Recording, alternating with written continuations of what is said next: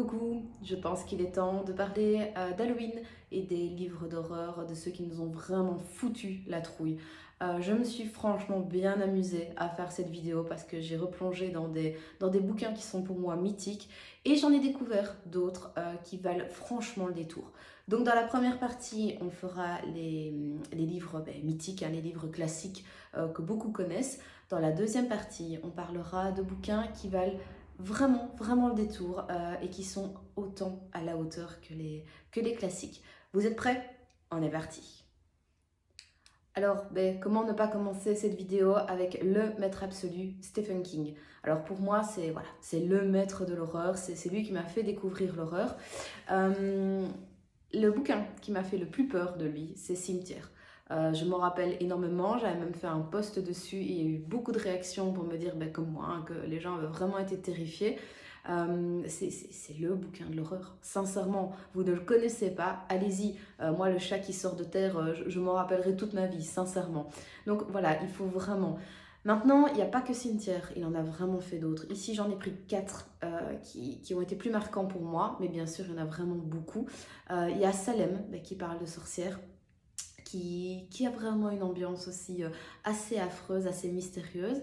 Il y a Cujo avec le chien, voilà, tout le monde s'en rappelle. Et dans le style, il y a ça. Je pense que ça a marqué des générations entières de personnes qui ont peur des clowns. Les films pour moi sont vraiment pas bien faits, mais les bouquins, ça reste du Stephen King, sincèrement. Encore une fois, il y en a plein d'autres, mais je pourrais passer une vidéo à parler que de Stephen King. Donc là, je me suis limitée à 4. Vous ne les connaissez pas, pour moi, c'est le maître de l'horreur pour ces 4-là. Le second maître de l'horreur, pour moi, c'est Graham Masterton, avec surtout Démence et Apparition. J'en ai lu d'autres de lui. Là aussi, hein, c'est une plume incroyable, c'est un maître tout simplement. Mais ces deux-là, ils m'ont vraiment foutu la trousse, pardon. Apparition, on parle vraiment de fantômes, d'apparitions. Donc si vous êtes déjà un peu sensible à ce genre de choses, je pense que voilà, vous pouvez vraiment passer une affreuse nuit. Et Démence, ça parle de fous furieux, de prisonniers dangereux qui vont s'échapper d'un asile et qu'on ne retrouvera jamais. Mais est-ce qu'ils se sont vraiment échappés? Est-ce qu'ils ne sont pas plutôt entrés dans les murs avec de la magie noire? Donc là aussi, on n'est pas à l'aise en fait, hein. Mais que ce soit lui ou Stephen King, pour moi, c'est deux maîtres du genre qui savent vous raconter une histoire qui paraîtrait tellement douce et vous faire passer la pire nuit de votre vie. Ensuite, dans un style totalement classique, c'est les contes macabres d'Edgar Allan Poe. En fait, il y a eu des nouvelles de lui qui ont été remises dans des contes. Ils ont fait le tome 1 et le tome 2. J'ai eu la chance de recevoir le tome 1 par ma meilleure amie. Il est juste magnifique. Là, vous ne voyez que la couverture, mais toutes les pages sont en noir. Et alors, vous avez des illustrations dedans qui renforcent encore ce côté horreur. On a l'impression un peu de voir des caricatures de Tim Burton. C'est un bouquin qui est vraiment magnifique. C'est moins horreur que tout ce que je vais vous expliquer, mais ça donne quand même une ambiance très Halloween, mais pour le coup, beaucoup plus classique. Un autre auteur qui m'a beaucoup plu, c'est James Herber. En fait, lui, il a un personnage qui ne croit pas aux fantômes, qui est très rationnel et donc qui chasse les faux médiums, les faux fantômes et ce genre de choses. Et par ses livres, il va peut-être comprendre que les fantômes existent réellement et qu'il en a qui sont collés à lui. Ça fait un peu moins peur quand même qu'un bon Stephen King, qu'un bon Masterton, mais c'est pas mal foutu. Moi, j'ai lu Hanté et la conspiration des fantômes. Ces deux-là étaient vraiment bien. Et je sais que Le secret de Creeper Hall est pas mal dans son genre et est classé comme livre d'horreur. Donc j'ai hâte. Je vous avoue que je me le garde pour la semaine prochaine pour vraiment lire ça en plein Halloween. Un autre qui je sais fait débat, mais qui moi franchement m'a fait vraiment peur, c'est Le Signal de Maxime Chatham. Je lis cet auteur tout le temps, j'adore ses bouquins et je sais pas, celui-là il m'a vraiment fait peur. On sentait un peu la plume de Stephen King à certains endroits. J'ai eu de belles frousses, sincèrement, et une fois là, que je l'ai eu fini, j'ai dû allumer les lumières et ce genre de choses. Ça ne m'arrive pas souvent parce que j'en lis beaucoup. Donc celui-là, franchement, fonctionnait super bien. Il a écrit une secte aussi, si vous avez peur des insectes et autres. Ce bouquin peut franchement aussi bien vous faire peur. Et son dernier, L'illusion, c'est moins peur, en fait c'est dans l'atmosphère qu'il met. On a plus une atmosphère à la style Shining en fait. Donc voilà, si pour les gens qui ont adoré ça aussi, je pense que ça peut fonctionner. Moi en tout cas, c'est Le Signal qui reste vraiment le livre d'horreur, mais les deux autres sont vraiment bien aussi pour des bouquins d'horreur. Donc voilà, pour moi, vous allez dire que je suis difficile, mais dans les classiques, dans les auteurs qui sont connus, c'est les seuls qui m'ont vraiment fait peur. Je sais que c'est à interprétation et que plein me diront que ceux que moi m'ont fait peur, ben, eux ne l'auront pas fait peur.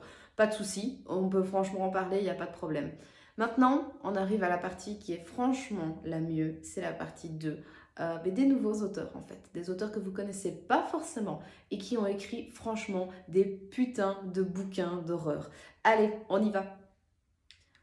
Alors ici, je vais vous parler de Pandémoniaque de David Kardavébor. Je ne connaissais pas du tout l'auteur et sincèrement, je suis heureuse d'avoir lu son bouquin. C'est un bouquin très court, c'est 2 nouvelles. Vous allez me dire, une nouvelle rentrer dedans avec de l'horreur, c'est un peu compliqué. Eh bien là, pas du tout, ça fonctionne. Moi, j'ai eu souvent peur, j'ai souvent regardé au-dessus de mon épaule. J'ai d'ailleurs décrit ce bouquin comme un ovni parce que c'est vraiment bien fait. On retrouve un peu le style de Stephen King, hein, sincèrement. Pour vous donner une petite idée, en fait, c'est des copains qui se font une blague et la blague va mal tourner et ils vont provoquer la colère d'un esprit maléfique. Donc voilà, c'est très court. Je ne veux pas vous en dire plus parce que c'est une nouvelle et qu'il ne faut pas tout vous dévoiler. Mais sincèrement, allez le lire. C'est court, c'est bref, c'est net, c'est précis et c'est horrifique. Alors ensuite, un autre auteur que je ne connaissais pas et là aussi où j'ai passé un incroyable moment, c'est Jean-Marc Desnos. Alors lui, il est édité aux éditions Tornada. J'en ai acheté en fait à un salon du livre. J'ai acheté Les Galeries Hurlantes et 2 autres de lui. J'ai lu d'abord Les Galeries Hurlantes. Sincèrement, ça valait le coup. On m'avait prévenu, on m'avait dit c'est pas mal dans le style horreur et ça fonctionne super bien. En fait, c'est une petite fille qui joue avec un ami imaginaire. Son papa est totalement désemparé parce qu'il y a plein de phénomènes qui se passent dans sa maison et il va faire venir une personne hein, pour l'aider avec tout ça. Mais qu'est-ce qui va se passer? Qu'est-ce qu'il va découvrir?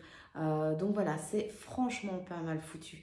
Parce que la personne qui vient l'aider, donc la personne qui... C'est pas qui se dit médium, hein, c'est quelqu'un dans le paranormal, en fait, va revenir dans d'autres bouquins. Donc vous avez aussi une ligne de conduite qui se suit.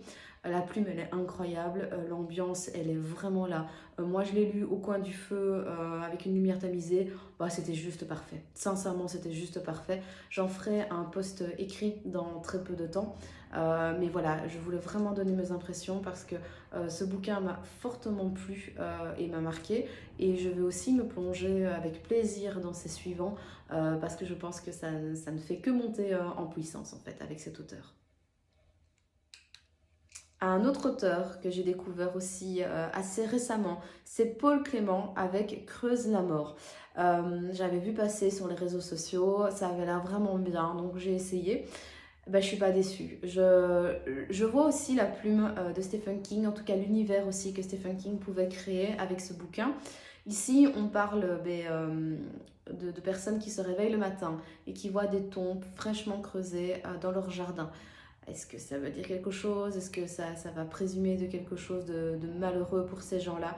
Je vous dirai pas plus parce que ce serait gâcher l'illusion du bouquin aussi.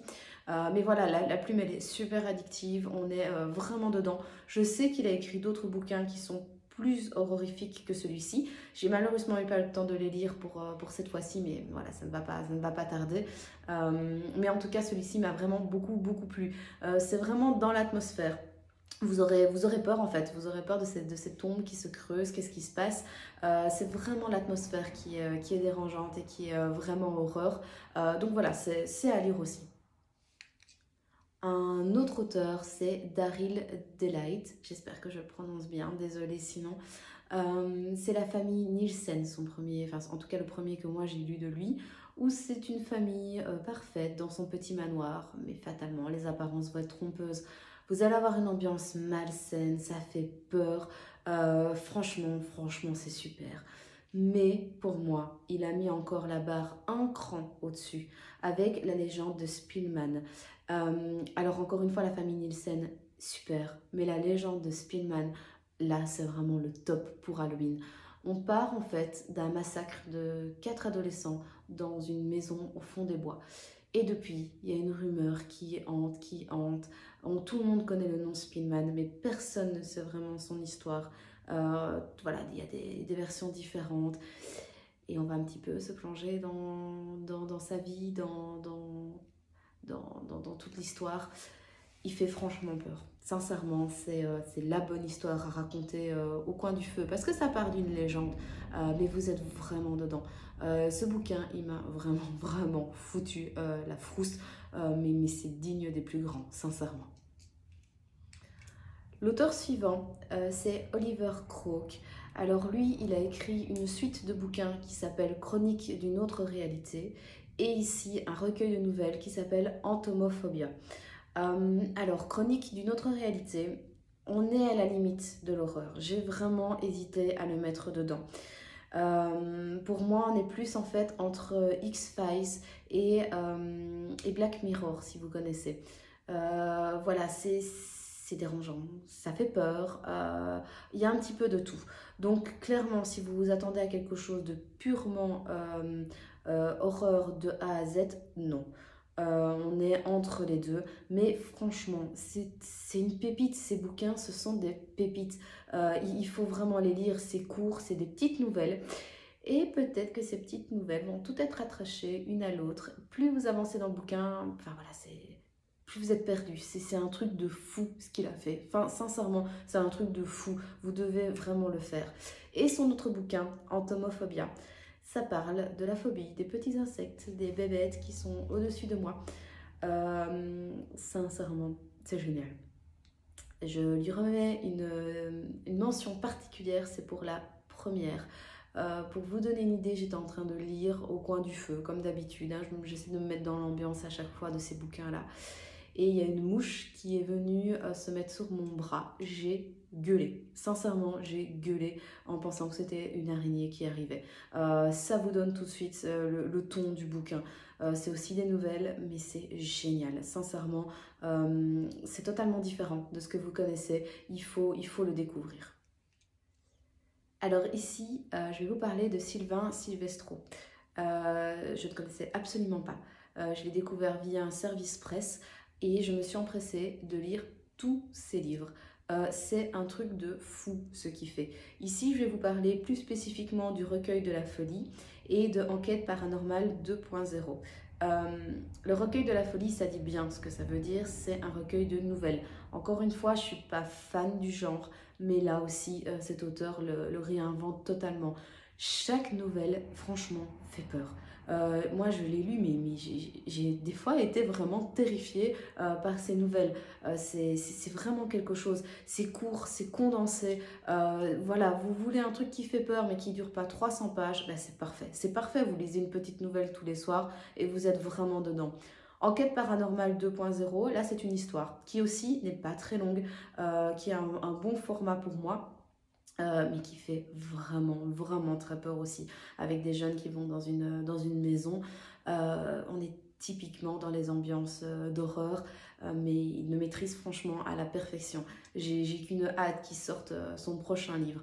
Sincèrement, voilà, pour moi c'est un auteur que vous devez découvrir. Commencez peut-être par ces deux-là qui vont vous plonger pleinement dans son univers.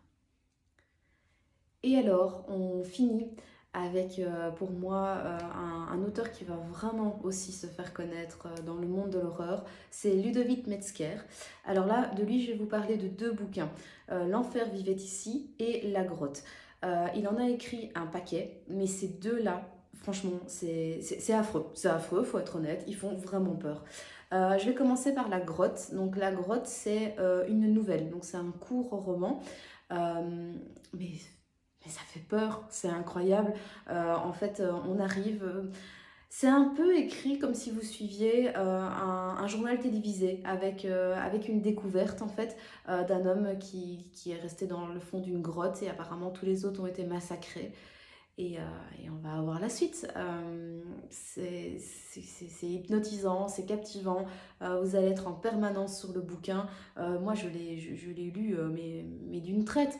Mais voilà, encore une fois, vous vous mettez dans votre ambiance. Vous allez franchement passer un bon moment, peut-être un petit peu moins après parce que vous aurez peur. Mais ça fonctionne vraiment. Et alors pour moi, le livre d'horreur par excellence, c'est L'Enfer vivait ici. Je vous ai parlé au début des classiques. Je vous ai dit qu'il y avait des autres qui pouvaient les battre. Mais voilà, tous ceux que je vous ai présentés, je pense, ont leur place, sincèrement. Mais alors celui-ci, je le mets franchement au-dessus. Euh, Là, on n'est pas dans un recueil de nouvelles. Là, on est vraiment dans un bouquin qui tient la route, mais il fait peur, c'est incroyable. Ça faisait très très très longtemps que j'avais pas ressenti ça depuis Cimetière, depuis Le Signal, parce qu'il faut savoir que ce bouquin, je l'ai lu avant de lire les autres que je vous ai présentés. Euh, et voilà, mais c'était fou. J'avais peur quand je tournais les pages, j'avais peur de ce qui allait se passer. On parle d'un vieux démon qui est enfermé, qui va revenir. On parle d'une maison, enfin d'un bâtiment qui est hanté. Voilà. Vous êtes dans les codes typiques de l'horreur. Un bâtiment hanté, des jeunes qui sont super heureux, tout va bien, et puis leur vie va devenir un enfer, hein, tout simplement. Mais c'est écrit avec une justesse. Voilà, les scènes font vraiment peur, il y a des descriptions incroyables. Franchement, faut y aller. Et alors, petit bonus pour les gens qui adorent ça, il y a la suite qui est en train d'être écrite, qui s'appellera Prison. Donc comme ça, je peux déjà vous montrer la couverture. Ça va arriver en bêta lecture parce que j'ai harcelé l'auteur pour le savoir. Donc voilà, moi je vous conseille vraiment de vous faire peur avec L'Enfer vivait ici, avec La Grotte aussi. Et d'ici là, son nouveau sera sorti. Voilà, vous n'allez pas le regretter. Vous n'allez pas le regretter 2 secondes, ou plutôt si, parce que vous allez avoir peur après. Mais vous voulez quelque chose qui vous foute une claque, qui vous fasse peur, ben voilà, on est totalement dedans. Et voilà, j'ai fini ici cette vidéo sur les livres d'Halloween. Alors je suis bien consciente de ne pas tout avoir su présenter, mais tout simplement parce que j'en avais beaucoup à lire. Ici, c'est un premier panel pour moi. L'année prochaine, je représenterai encore d'autres auteurs. Voilà, je tiens vraiment à souligner la partie 2 avec les nouveaux auteurs, ou si sincèrement vous êtes un peu curieux, allez-y, parce que j'en ai lu beaucoup. Et ceux-là ressortent vraiment du lot, mais même sur des auteurs qui sont très connus, pour moi ils sont vraiment au-dessus. Faut pas avoir peur, vous savez les trouver sur les grosses plateformes, vous savez aller leur parler sur Facebook, voilà, Instagram aussi. Ce sont des auteurs pour la plupart qui sont ultra sympas et qui adorent partager leur passion. Donc faut pas hésiter, je vous mets aussi à chaque fois les copies dans le texte et donc il suffit juste d'aller cliquer sur le nom des personnes aussi. Voilà, j'espère que cette vidéo vous aura plu, j'espère que ça va susciter des bouquins et de la lecture. Et alors s'il vous plaît, faites-moi un retour si vous en avez lu un, que ce soit positif ou négatif, on peut en parler.